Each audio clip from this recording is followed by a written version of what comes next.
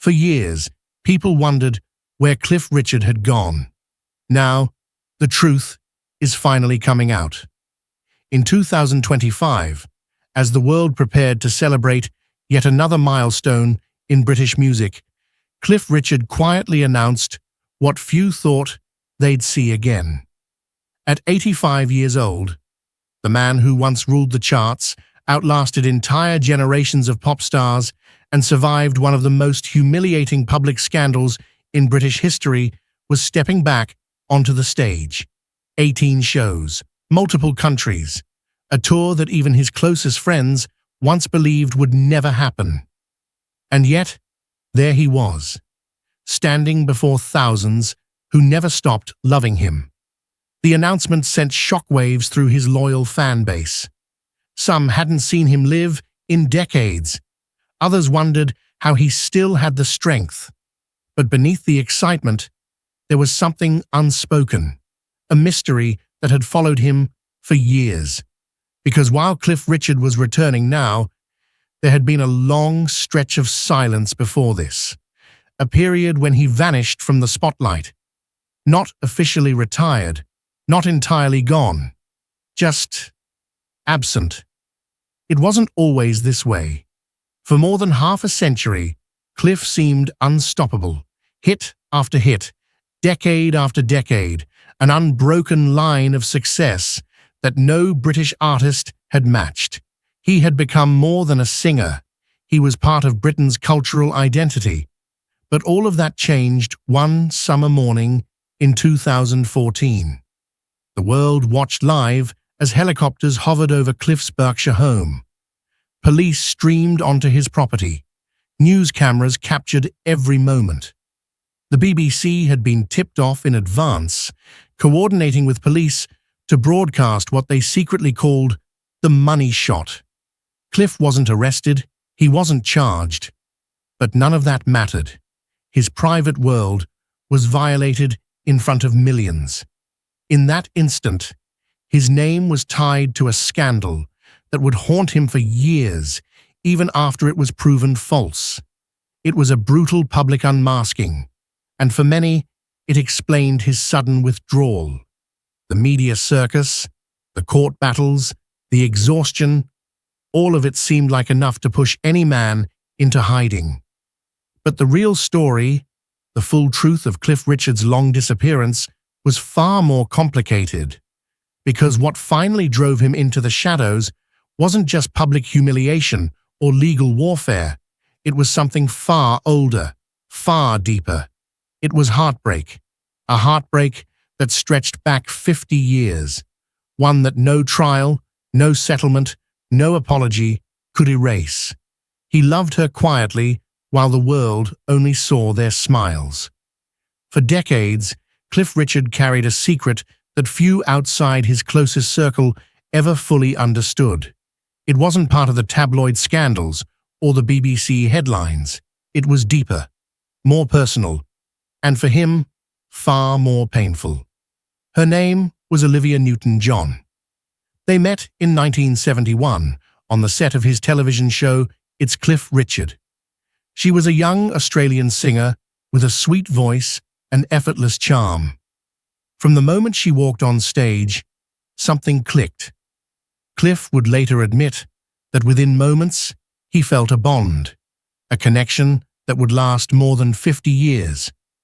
But while fans saw a beautiful friendship unfold in public performances, shared duets, and endless interviews filled with laughter, few realized what was truly happening behind those rehearsed smiles. Because by the time Cliff fell for Olivia, her heart already belonged to someone else. Bruce Welch, Cliff's own bandmate from the shadows. The man who had stood beside him as they built their careers together was now engaged to the woman Cliff quietly loved. The triangle was as complicated as it was painful. Bruce was still legally married when his relationship with Olivia began, igniting headlines even in those more conservative times. Their romance was intense, volatile, and public. For 5 years, Bruce and Olivia remained engaged. but the wedding never came. Meanwhile, Cliff stayed close to both of them, swallowing his feelings, never daring to interfere. Rumors swirled for years. Some insiders whispered that Olivia's friendship with Cliff was more than just professional, that maybe, in the quiet moments off stage, something unspoken passed between them. But Cliff never crossed that line. He held his distance. He performed alongside her, sang harmonies that seemed effortless, and watched her life unfold from a polite distance. Even after Olivia left Bruce, after her own life took her to America and global superstardom with Greece, Cliff remained her friend. Through marriages, divorces, cancer battles, and comebacks, they stayed connected. Over 4 decades of shared history, their voices blended in duet after duet, their smiles lighting up countless stages.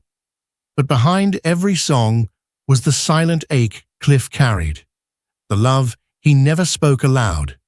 In 2020, Cliff finally revealed the truth in his autobiography.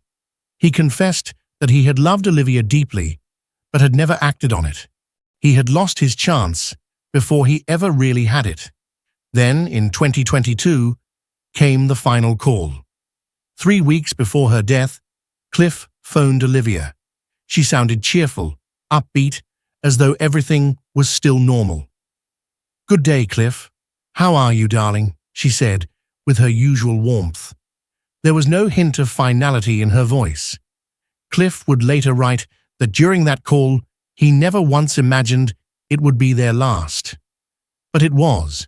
When Olivia died, part of Cliff vanished too. The world knew him as Cliff Richard.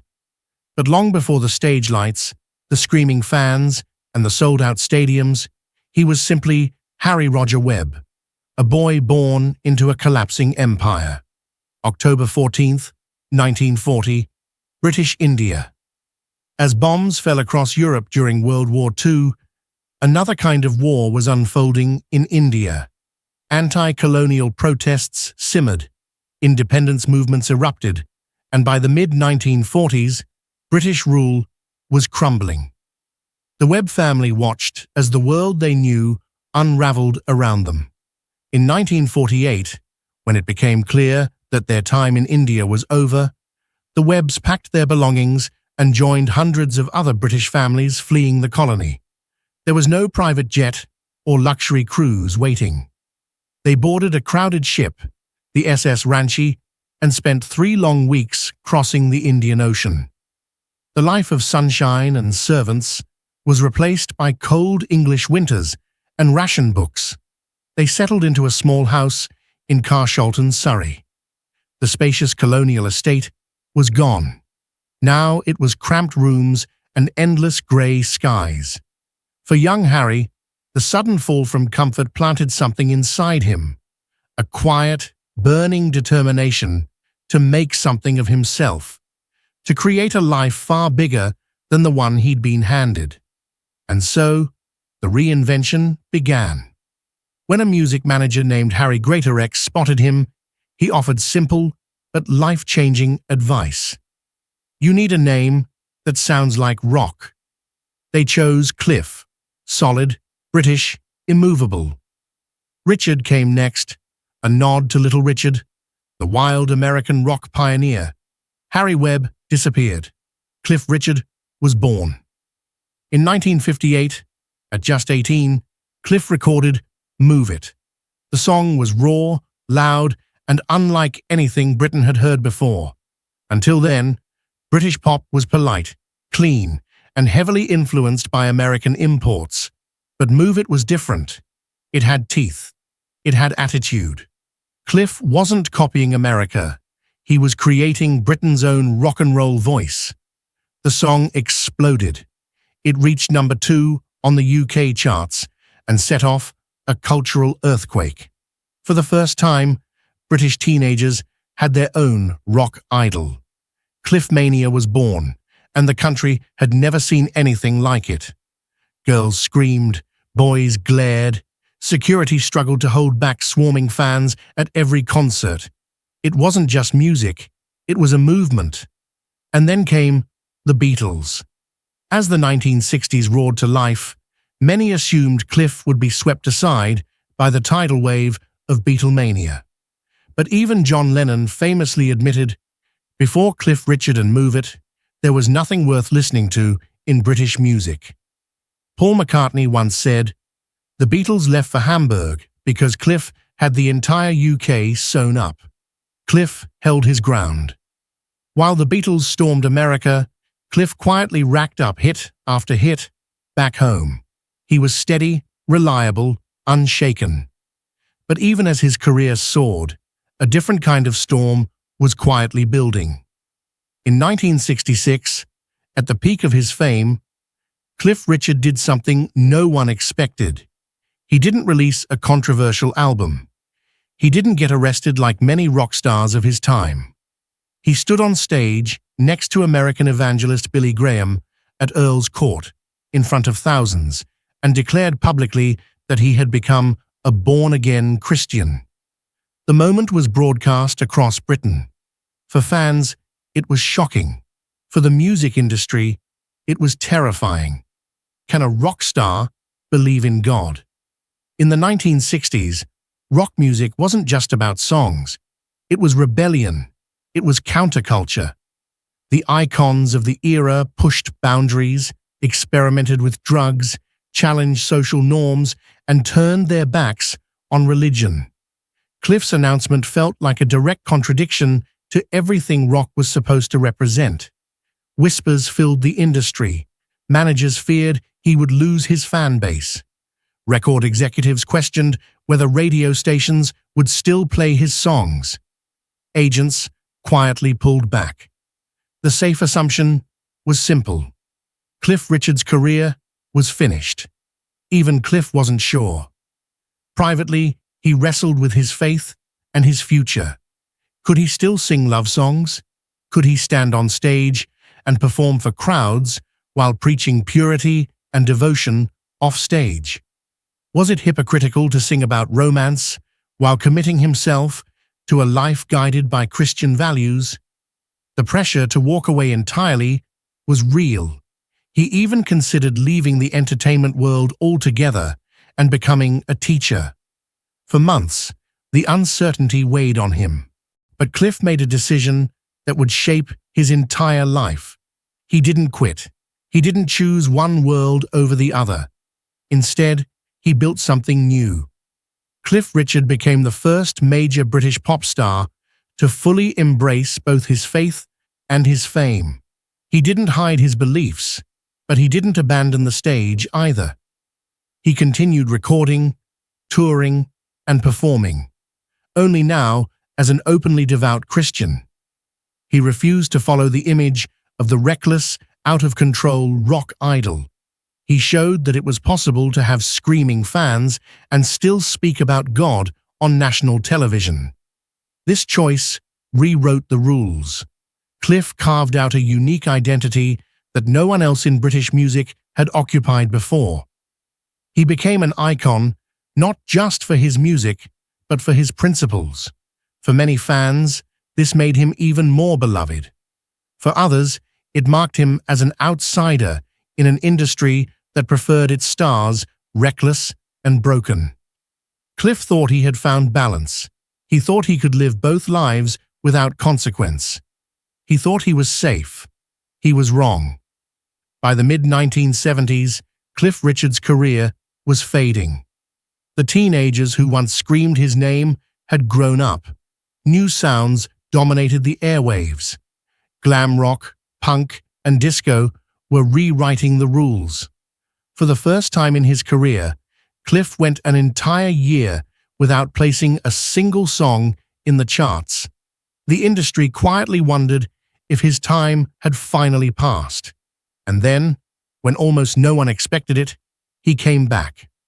In April 1976, Devil Woman hit the airwaves. It was unlike anything Cliff had released before. Darker, edgier. The song told a strange story of a cursed encounter with a psychic and a mysterious stray cat. It was raw, driving, and undeniably catchy. The British public responded immediately. The single shot to number 9 in the UK. Even more surprising, it cracked the American charts, reaching number 6, Cliff's first major success in the United States. It wasn't just the public that took notice. Some of rock's biggest legends, long dismissed as far too cool for the clean-cut Cliff, openly expressed their admiration. Jimmy Page of Led Zeppelin, Eric Clapton, and Elton John were all seen wearing "I'm Nearly Famous" badges, promoting his comeback album of the same name. Suddenly, Cliff wasn't just surviving, he was earning the respect of artists who had once defined rebellion itself. And Cliff didn't stop there. The 1980s brought more reinvention. In 1987, he released Always Guaranteed, an album inspired by the slick production values of Thriller, but avoiding the cheesy, synth-heavy trends that plagued much of the decade. The album went platinum, peaking at number 5 on the UK charts and staying there for 24 straight weeks. Singles like Some People soared into the top 10, proving that Cliff could compete with a new generation of stars. Then came Christmas 1988. Mistletoe and Wine became an instant classic. Though recorded in the heat of summer with tinsel draped over microphones, the song captured the holiday spirit perfectly. It shot to number 1 within a week of release, selling over 750,000 copies in just 6 weeks. It would go on to become one of the most enduring Christmas songs in British music history, earning Cliff yet another platinum certification. But his most stunning record came in 1990 with Saviour's Day. Released just before Christmas, it climbed to number 1, giving Cliff the rare distinction of having topped the UK charts in 5 consecutive decades: the 50s, 60s, 70s, 80s, and now the 90s. No other British artist had done it. For most, this would be the triumphant high point of a career. Cliff had proven his resilience, his adaptability, and his lasting appeal. His chart success was unmatched. His fan base was as loyal as ever. And yet, beneath the platinum records and sold-out concerts, there was a quiet, lingering question. For all the charts he conquered, why did he remain so alone? On August 14, 2014, Cliff Richard was sitting quietly at his home in Portugal when the nightmare began. He flipped on the television, expecting background noise. What he saw instead stopped his heart. Live aerial footage showed helicopters circling his Berkshire property. Police officers moved across his lawn like an invading force. Vans blocked the gates. Cameras zoomed in on every detail. And the world watched it unfold in real time. At first, Cliff thought he was witnessing a robbery, burglars, a break-in. But as the familiar sight of police uniforms came into focus, a cold realization washed over him. This wasn't a crime scene. He was the target. What Cliff didn't know at that moment was that the BBC had already struck a secret deal with South Yorkshire Police. The broadcaster had been tipped off about the raid in advance. Internally, BBC producers called it the money shot. It was the perfect storm for live television, an iconic celebrity, an unfolding investigation, and the irresistible promise of scandal. There had been no arrest, no formal charges, just an unproven allegation, a single claim that nearly 3 decades earlier, at a 1985 Billy Graham rally, Cliff had assaulted a man. But the moment the footage aired, the damage was done. Across Britain and around the world, headlines exploded. Cliff Richard's name was now tied to sexual abuse, his reputation shredded before any evidence had been presented. A lifetime of spotless reputation reduced to one false allegation. As the footage played again and again on news broadcasts, Cliff sat alone, stunned and powerless. Panic attacks soon followed. He couldn't sleep. His heart raced uncontrollably. He lost weight, developed shingles, and collapsed from exhaustion. Even in his own home, he no longer felt safe. "My house felt contaminated," he would later say. "I couldn't even walk through it without feeling sick." The 2-year investigation that followed was equally brutal. Police combed through every detail of his life, searching for more accusations. They interrogated friends, staff, and security officers who had been present at the event in question. Several officers confirmed they had been by Cliff's side that entire night. They were never interviewed. The allegation itself began to unravel. The accuser described a specific room where the assault allegedly happened, only for investigators to discover that the room didn't even exist in 1985. The sports equipment mentioned was stored elsewhere. The story was crumbling. Still, the investigation dragged on for 22 long months. No charges were ever filed. The evidence simply wasn't there because the crime never happened.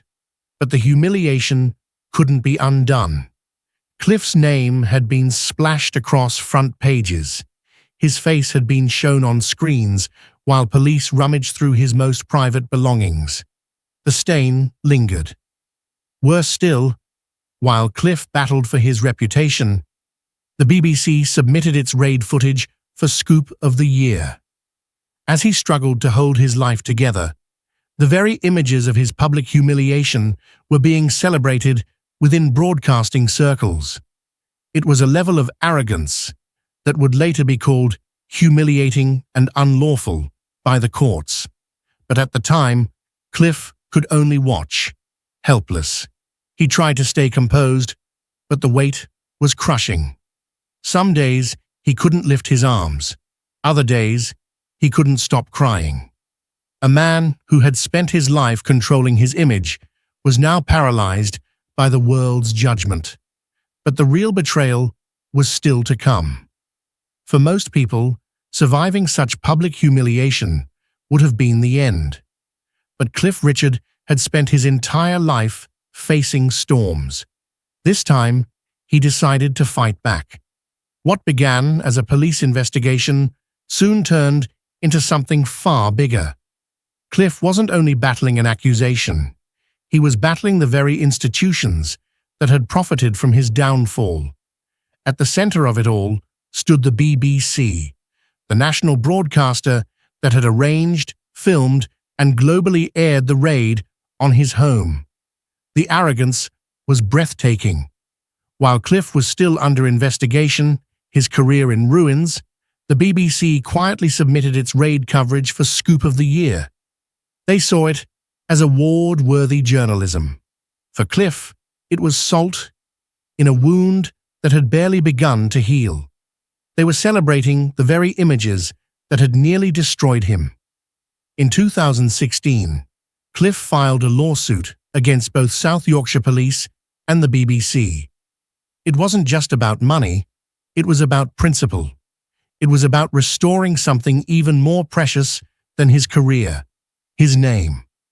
The case dragged through the courts for 2 years. In the courtroom, Cliff delivered emotional testimony that shook everyone listening. As he read aloud the list of countries where the footage had been broadcast, his voice cracked. The weight of global humiliation pressed on him, even as he tried to stay composed. "I feel smeared, even though I was cleared," he told the court.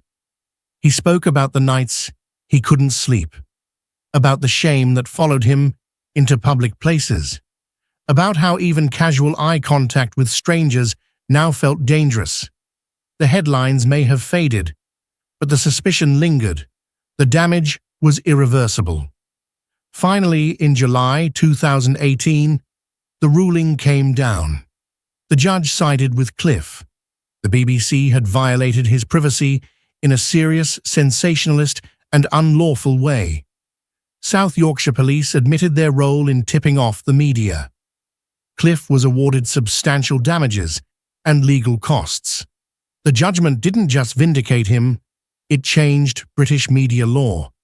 For decades, British journalists had reported police investigations as soon as suspects were identified, even if they hadn't been charged. The Cliff Richard case forced a legal shift. From that day forward, individuals under investigation would have greater rights to privacy unless formally charged. No longer could the media treat suspicion like guilt. Cliff had won, but even in victory, he struggled to celebrate. The public apology, the financial compensation, the legal reforms, none of it erased the scars. The damage was already done, he said quietly. I will always live with what people saw. It wasn't just a legal battle. It had become a fight for his very identity. And while the courts restored his legal rights, no judge could undo what had been taken from him that day when the helicopters first appeared over his home. When the cameras turned away and the headlines moved on, Cliff Richard was left alone with the wreckage. The courtroom victory had cleared his name on paper, but in his heart, the wounds were still fresh. What followed were the quietest years of his career, the years where the spotlight dimmed, and Cliff seemed to disappear. The psychological toll was heavier than anyone outside his circle truly understood. The man who had once stood confidently on the world's biggest stages now struggled to sleep through the night. Anxiety wrapped itself around him. Some days, he couldn't bring himself to leave the house. Other days, he felt crushed by the weight of invisible judgment. Even simple encounters with strangers left him wondering, do they believe what was said about me? His body carried the burden too. The exhaustion led to physical collapse. Shingles, weight loss, fainting spells. His health buckled under the relentless strain. The energy that once fueled decades of constant performance was drained.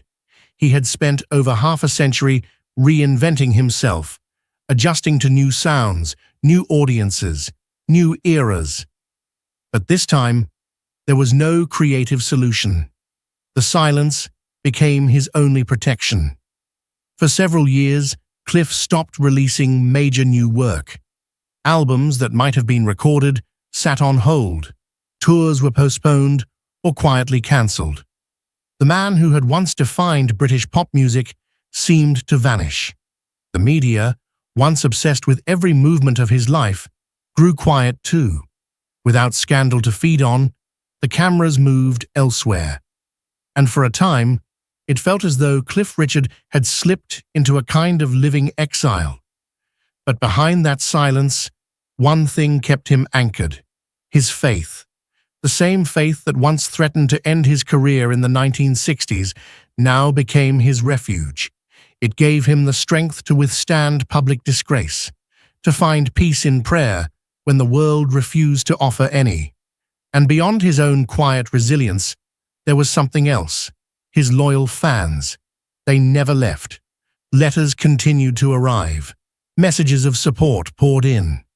At his lowest moments, he would reread their words, reminders that he was not as alone as the silence made him feel.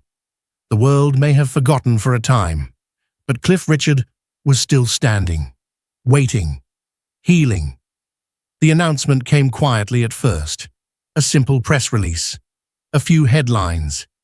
But as the news spread, the reaction was nothing short of stunned disbelief. Cliff Richard was going back on tour.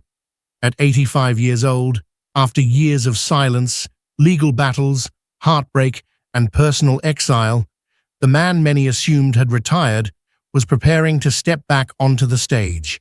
And not just any stage. This was an 18-date tour, stretching across the UK, Australia, and New Zealand.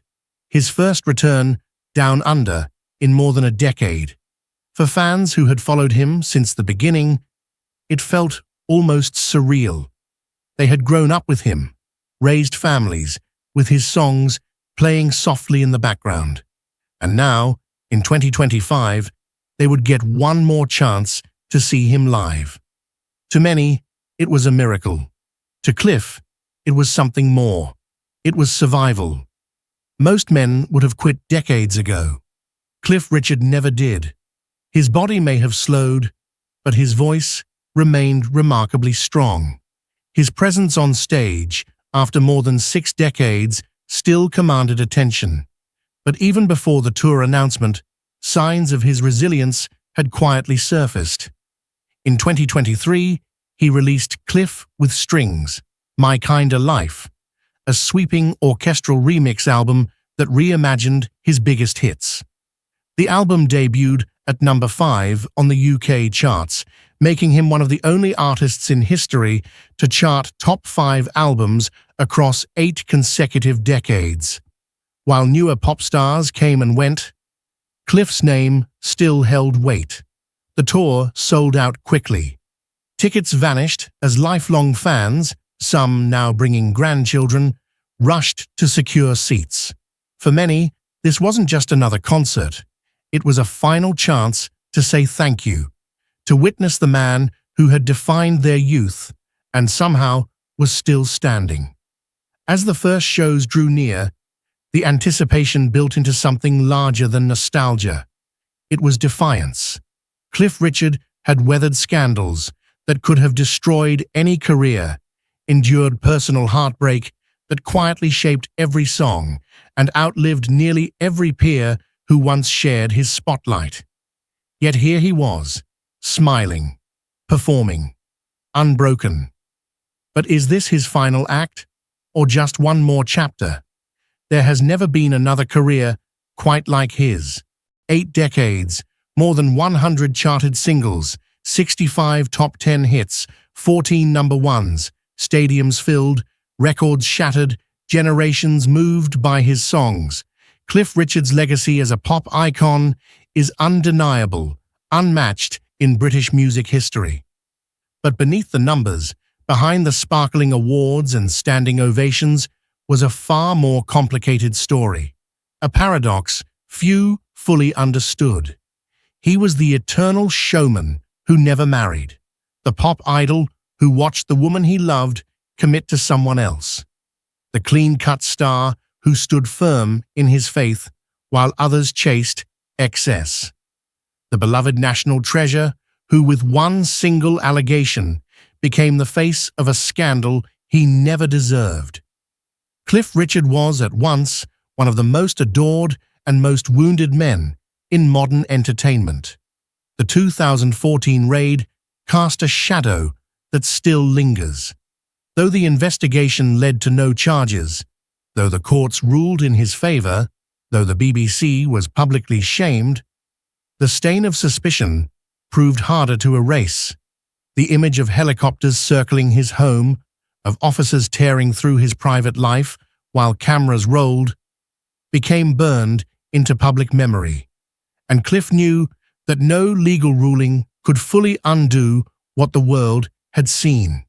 But for all that was taken from him, one thing never wavered: his faith. It was faith that sustained him through his earliest struggles as a boy fleeing British India. Faith that carried him through the music industry's doubts when he openly declared his Christianity in the middle of the 1960s cultural revolution.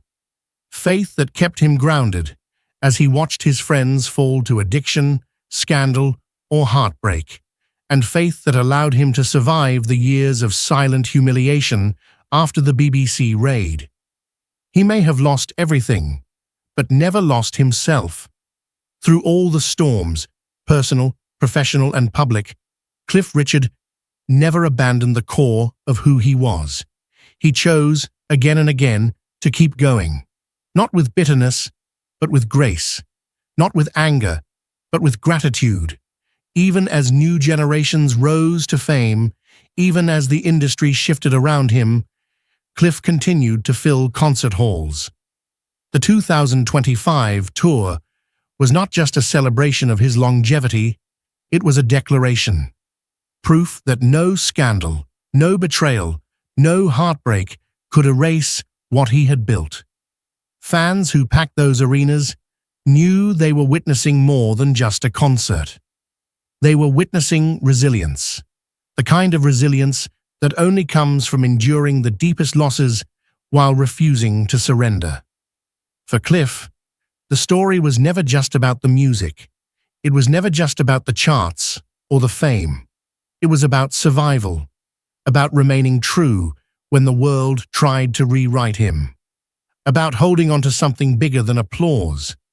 And maybe, after 85 years, Cliff Richard's greatest story isn't the songs or the scandals, it's that he survived.